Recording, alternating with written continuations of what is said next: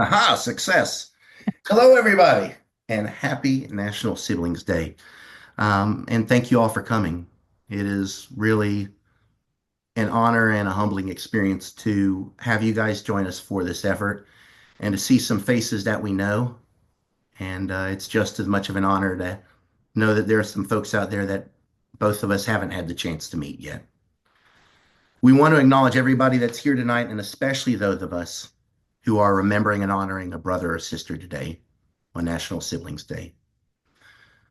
It's in your brother or sister's names. It's in our brothers' names that we're doing this work and that we've launched this retreats program. So thank you for being here. We do have a lot to cover in a short time to do so. Due to time constraints, we're trying to keep this to a tight 30 minutes. So there will probably be questions that come up over the course of this conversation. We invite you to hold on to those questions and visit siblingstrongretreats.com if they aren't answered today. We're going to try to answer as many of them as we can just through our presentation, just through letting you know what we're doing. But if you do have any that aren't answered, fill out the contact form at siblingstrongretreats.com at the contact page or on the About Us page. And we will get them answered for you. Everyone, my name is Ben Harris, and thank you for joining us today. I'm one of the two co-founders of Sibling Strong Retreats, and I am the surviving brother of Lance Corporal Michael Warren Harris. Rest in peace, 2012. And my little brother, Christopher Holt Harris, who died 2005. It's through the experience of being their big brother that I've come to this work. It's why I do what I'm doing here. And it's what makes this for me more than a job. It's more than a company even. This is truly a life's calling. So thank you for being here. I'm honored to have the opportunity to use some of my entrepreneurial background towards establishing this and working in concert with my co-founder and good friend, Kim. And I'd like to kick it over to her to introduce herself. Thank you, Ben. Hi, everyone. I'm Kim Burdett, for those of you that I haven't had the opportunity to meet. I am here in honor of my brother. This is my brother, John. That's a really old picture, as you can tell.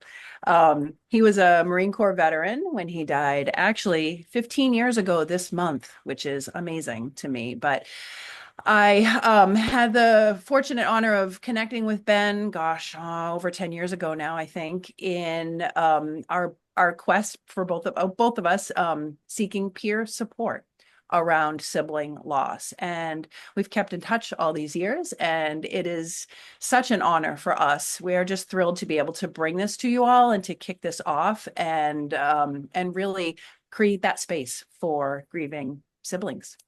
Thanks so much for joining us.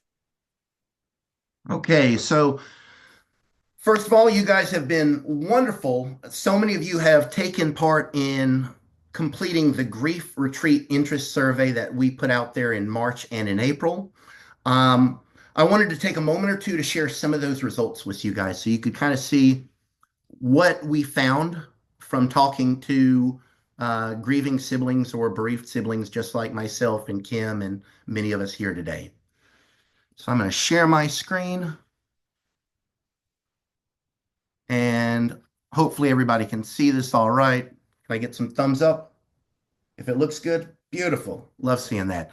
So this is our Sibling Strong Retreats Grief Retreat Interest Survey results that we prepare in April 2025.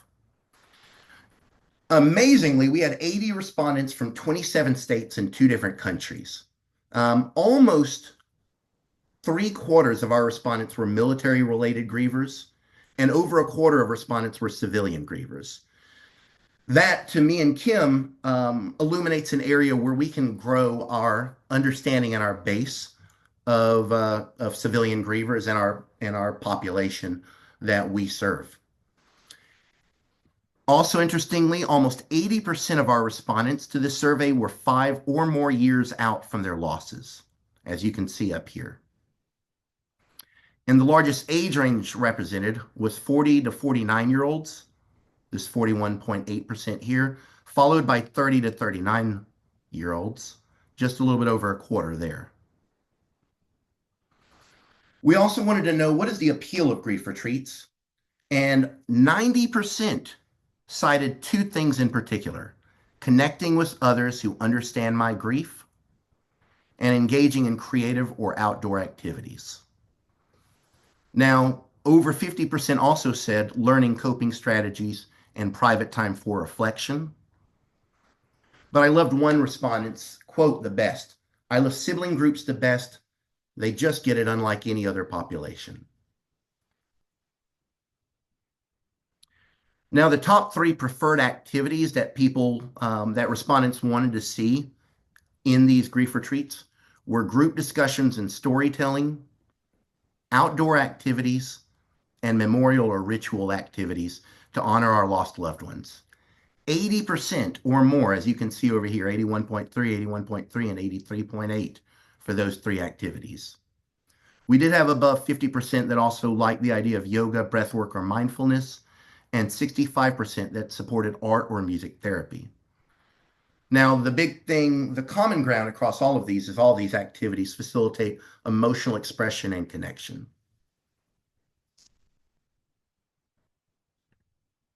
Now, the preferred retreat format as well. We asked what retreat format would best fit your interest level. We asked about virtual sessions that are a little bit smaller and got less than 10% interest in a 2 hour or a half day session. But the big exciting thing for me and for Kim to find out was that almost 90% preferred a weekend retreat for 2 to 4 days. And then the last slide we've got for you on this survey results anyway is what factors might prevent you from attending a grief retreat, because we wanted to understand the barriers that get in the way from somebody being able to come out. And it probably won't surprise you that almost 90% of bereaved siblings said that cost is the single biggest factor that might prevent them from attending a grief retreat. So with that being said, I just want to put a bookmark in that note. We will come back to that and talk a little bit about what we're doing along the lines of pricing to try to keep things as affordable as possible. But at this moment, I am going to kick things over to Kim and invite Kim to share how we've taken those results and built a retreat and program and model. Yeah, thanks, Ben. We knew that the program we wanted to create would be sibling specific, so open to, any adult who has lost a sibling, regardless of how or when that sibling died. We knew that we wanted this program to be grounded in best practices in peer support, best practices in grief support, with a trauma-informed approach. And I will share that our very first retreat will be specific to military siblings. So, sort of as an homage for Ben and I to our own losses, some of our own losses, and also, speaking to our survey results. So, but we do plan long-term to offer retreats to all siblings, regardless of, again, if someone has lost a sibling and they're an adult, we would welcome them to attend our retreats. I want to share a little bit more, some details about the retreats, as you probably are curious. This will be a self-funded retreat model, supplemented by donations that we receive. And the goal is to reach an attainable pricing level while still maintaining a robust, full retreat experience. Pricing isn't quite determined yet, but will be announced by June 7th of this year. And our date for our very first retreat, we are tentatively scheduled. It's tentative, it's in pencil in our calendars, but it's there, is the second weekend in August of this summer, which is August 7th through the 10th. The location of this penciled in retreat is also virtually secured. Again, not in ink yet. We haven't signed a contract yet, so we can't share the exact location, but I want to give you a few little teasers. It's in New England. It's in the beautiful Lakes region in New Hampshire. It's right next to a river, which means that there will be ample activities available, such as river tubing and kayaking, and maybe just sort of chilling out on the beach. It also is next to some paved and some unpaved trails, which is wonderful for hiking and e-biking and trail running. If it is completed in time, there will be a outdoor challenge course that we'll have access to. This is a brand new retreat location. The lodging will be brand new. We very well may be the first group to hold an event at this location, which is just super exciting. Everything's going to be shiny and clean and brand new for us, which is really fun. Every retreat attendee will have their own room. So there will be single bedrooms, single lodging. And that sometimes is really nice. It can be scary to room with someone that you don't know.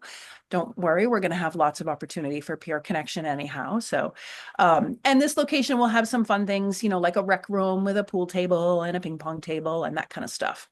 We are still working out some catering details. I plan to do a site visit to this location later on in April, and we're going to plan some really amazing meals because food's important to me anyway. So, so I get to choose the food, which is so exciting. But yeah, we're super excited to be able to pull together just an amazing experience for our fellow siblings. So, Ben, I'm going to kick it back to you. Thank you so much, Kim. So I hope y'all are as excited to hear some of these details as we are to pull them together. Um, Next, I want to take a moment to introduce some of our special guests. Because while Kim and I know sibling grief, we've walked this journey and scraped our knees, and we have supported others and facilitated conversations and done all sorts of stuff with a few different organizations. We know there is still a lot to learn. There's blind spots that we might have. There are areas that we just want to fill in our knowledge. And with that being said, we are honored and humbled to have some of the most dedicated and most esteemed names and minds in grief support and in sibling grief support in particular at our side on our advisory council. If you guys don't mind, with that said, I'd like to ask our advisory council members to briefly introduce themselves. Kim is going to unmute them one at a time. And Frank, if you don't mind, we're going to try to unmute you first. Okay, let's see if it worked. Can you hear me? Yes, sir. All right, I'm Frank Campbell. I'm probably the senior member on this agenda tonight. I'm grateful to see sibling growth. 40 plus years of working with suicide survivors and 15 of those honored to work with TAPS families. This is overdue and right on time. It's one of those kinds of events and very impressed. I've spent my career, and the main thing I know about sibling grief is it's so unique and so rarefied. I often tell siblings that I'd love to know more about what you guys do because I know you have a secret handshake and everything, and the rest of us don't get it. But having started sibling way back with TAPS and done retreats, I think you're onto the right formula here for a lot of healing to happen. So glad to volunteer what time I have. I'm more of a volunteer now than I am a working guy. I'm trying to make a giving instead of a living. So thank you for allowing an old guy to sit in. It is such an honor, Frank. Thank you. So after Dr. Campbell, we have Dr. Jill Harrington, and we will unmute you next, Dr. Jill. Hi, everybody. I'm coming from the highway here in Washington, D.C. So I'll be, as a military saying, I'll be brief. I'll be brief, and I'll be gone. Something like that. So be brief, be precise, be gone. So anyhow, I know Kim and Dr. Campbell through my work, many years with TAPS. 25 years a clinical social worker, worked in various organizations. I sat on the board of the Association for Death Education and Counseling. I know my dear late friend Kim Morocco, who started the TAP suicide postvention program. And I remember us sitting together doing the very first retreat, and we had a sibling workshop that we named How Are Your Parents Doing? And Dr. Michelle Lingust was the one who we asked to facilitate that workshop. So thank you so much for asking me to be part of this council. I know with working with families for many, many years, that sibling grief is also one that typically people do in isolation, because it is that question, how are your parents doing? Often the forgotten grievers. And so this is an amazing resource I think you're going to provide, not just the military community, but the community really at large, to be able to get together and get that support and validation from one another. So I'm proud to be on this council and lend what kind of counsel I can. Thank you so much, Jill. It is our honor and pleasure as well. Next up, we're going to introduce Cindy Tart.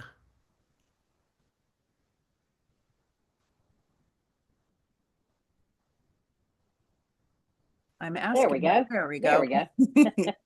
Hi, I'm Cindy. I'm Dennis's sister. I lost my brother in 1986, was bribed to go to a Compassionate Friends conference. And back then there was 2 workshops for the entire weekend for siblings. So thank you, Kim and Ben, for what you're doing. This is an awesome opportunity for bereaved siblings to have yet another safe place to share about their brothers and sisters. I did serve on the board of directors for 6 years as the sibling representative and in other capacities with the Compassionate Friends. And like I said, I attended my first national conference in 1986. I haven't missed many since then. And I'm also the chapter leader for the Fayetteville, North Carolina area chapter of Compassionate Friends. So it's where my heart's at. I know sibling grief is often forgotten and looked over, and there needs to be much, much more awareness. So thank you. Thank you so much, Cindy, for your years of work. It's an honor to have you on the team. Next up, we're going to introduce Amy Dozier. Hi, everyone. I'm Amy Dozier. I am in Apex, North Carolina, so maybe close to you, Cindy, if you're in are you close to Fayetteville? So I, like so many of you, I came to this work and to this evening from lived experience of grief. I lost my husband in the Iraq War in 2008, and it's because of my own grief journey that I went on, and the support that I received from some pretty incredible organizations, that I decided to go back to school, give back to the community that had given so much to me. And I think one of the greatest lessons that I learned in my own grief, especially as a spouse, is that I was given incredible opportunities that a lot of my friends and my own sister-in-law did not receive. And it took that journey to get to where I am now, which is using my skills, using my experience, and using my education to kind of fill some gaps in the grief community with the knowledge that I've gained through my own grief journey. So I'm humbled truly to be with all of you, and I'm really excited to see what we can do together.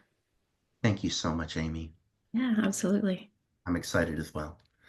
And last but not least, the final advisory council member that we have who is able to join here tonight is Mr. Chris Jackamick. Chris, do you mind introducing yourself?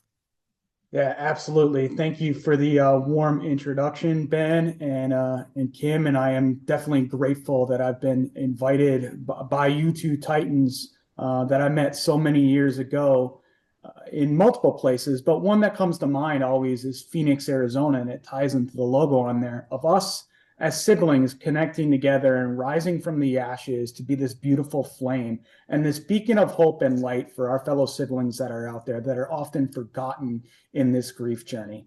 There's no better place to heal than nature. And I feel that we have something special that's really going to happen here, because when we do connect, we are able to thrive. And it's those bonds that I've built with the two of you over our journey since I lost my brother Adam back in 2017, to where everybody here on this call has become family and almost siblings in themselves, because we get it and we understand.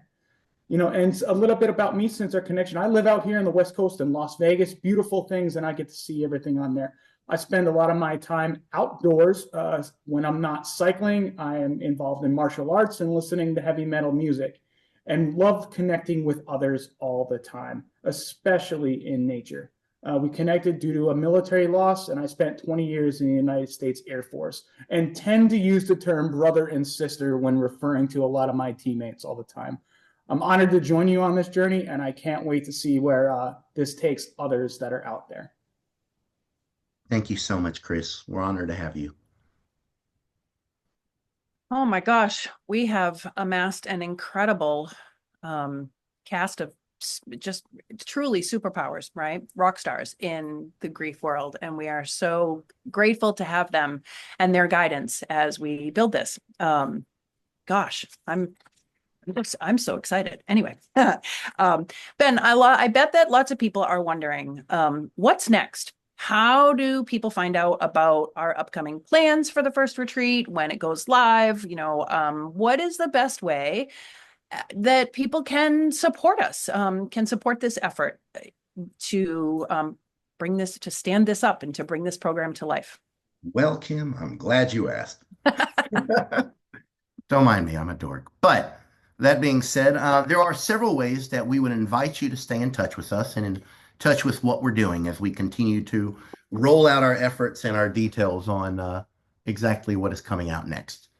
So I'm going to put our Facebook page link right here in the chat. We invite you to go ahead and click through and like and follow.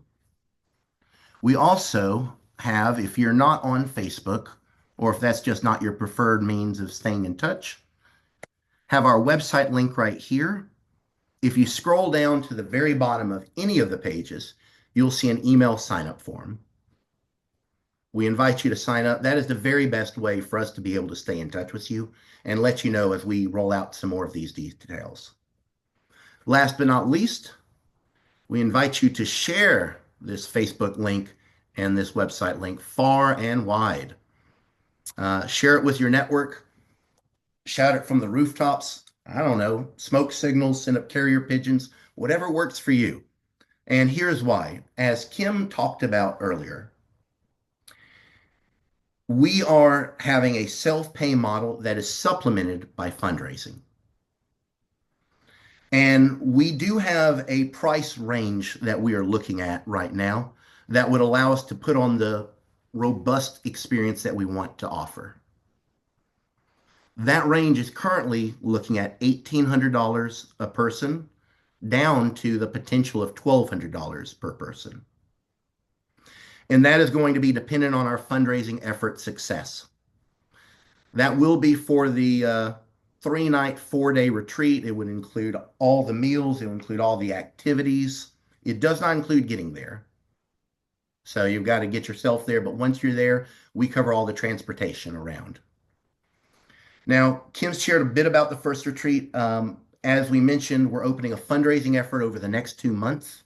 So with that being said, I'm going to share our GoFundMe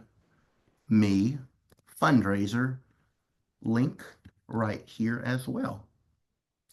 That is also something that we invite you to share broadly with your network if you have the ability, and in some of these crazy economic times, if you can manage it and you feel comfortable with it, we invite you to set up one-time or monthly donations.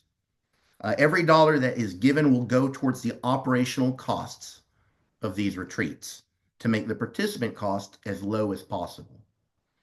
So grab the link, send it to your parents. Say, Mom, Dad, I want to go to this. Contribute to make it cost a little bit less. And as Kim mentioned earlier, we'll know more on the pricing based on our fundraising efforts in about 2 months' time in early June, which is, as she mentioned, 2 months before our projected first retreat on August 7th through the 10th. So, guys, that is the majority of what we wanted to cover tonight. I really appreciate all of you being here. I want to reiterate again, if you've got questions that are still bouncing around, send it to us through the contact form on our website. Reach out to us on Facebook and share this far and wide. We really, really appreciate all of you being here. Kim, do you have any final words you want to share? I don't. There's just so many faces and names that I'm like, hi. I just want to. There's so many people I haven't seen in so long. I'm so happy to see your faces and your names. Um, yeah, I mean, I hope it's evident that Ben and I have put a lot of thought into this, and we have consulted our advisory council members for guidance, all the way up until this point. And, we know that it can be a significant cost to, we've learned, right, that it can be a significant cost to offer this. And, we're committed to it. We want to find a way to make it as affordable as possible. And, if you've ever booked a hotel room, they're not cheap, right? So, we are working really hard to make sure that this is as accessible as possible. Given that this is the little tiny engine that could, it's Ben and I powered and backed by, some amazing guidance and advisors. So, yeah, we're so excited to have your support. Share it as much as you can. Feel free to ask us any questions. There is nothing that you cannot come to Ben and I about. I hope that we are very approachable and transparent and goofy and dorky and all that. So please don't hesitate. Okay. We are so glad for your time tonight. We get to wrap up 2 minutes early. Ben, how did that even happen?